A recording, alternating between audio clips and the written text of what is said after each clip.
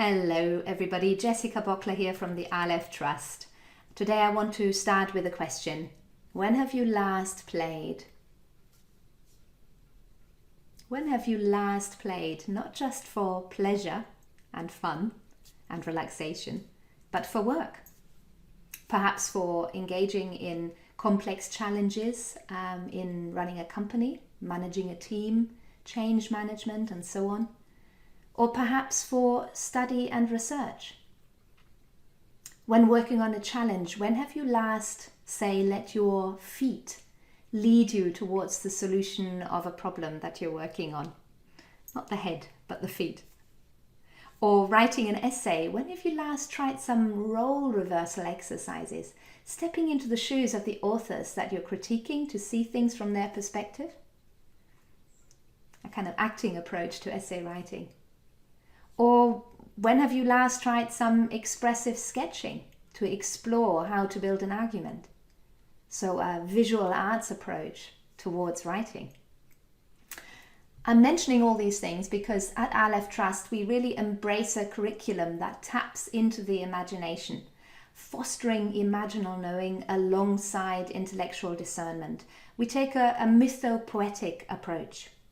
The word is derived from the Greek word meaning myth-making, and you might kind of jump to the conclusion that that means fabricating fantasies, but that's not what it's about. Mythopoesis is concerned with meaning-making. It's about engaging your whole learning process with an expanded consciousness. And so it's about inviting embodied, intuitive, and creative ways of knowing into the learning process so that learning can become more wholehearted, more expansive, and our imagination can be a primary resource in that. It helps us deepen our connection to the world at large. I want to read you a quote from Ian McGilchrist. He's written a book called The Master and His Emissary, and he says, and I quote, "Metaphoric thinking is fundamental to our understanding of the world because it is the only way in which understanding can reach outside the system of signs to life itself." End of quote. In today's world, we exalt the rational mind, and many of us forget or have forgotten about the depth of insight that we can gain through our imaginal faculties. Yet we've known this. We've known this for a long time. Already the Greeks told us about two complementary ways of approaching truthfulness and knowing. They're logos and mythos. One is robust reasoning. It's very much informed the scientific method. A lot of research is grounded in logos. And then there is mythos. Research can engage mythos too, but to a large degree it has forgotten to do so. Mythos is the creative, the imaginal engagement with the mystery that pervades everything.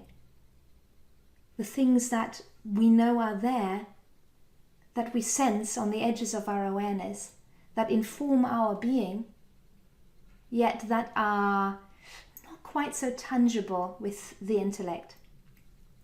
So at Alef Trust we explore theory in webinars and readings, but we also contemplate and we meditate and we play and we envision and we listen into somatic and kinesthetic impulses. We move and we sound. It makes me want to move as I say that.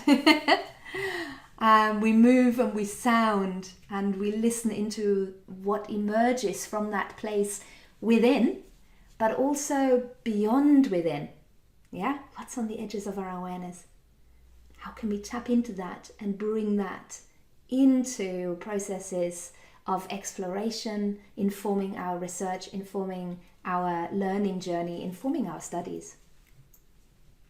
So Imaginal Knowing really helps us to re-enchant the way we learn, the way we tackle problems and issues, the way we conduct scientific research.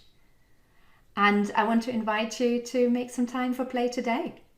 Let your feet lead you to somewhere unknown. Or try drawing spontaneously with the non-dominant hand if you're stuck with something. Or take a problem, visualize it as a person, and let him or her speak back to you through a kind of stream of consciousness writing process.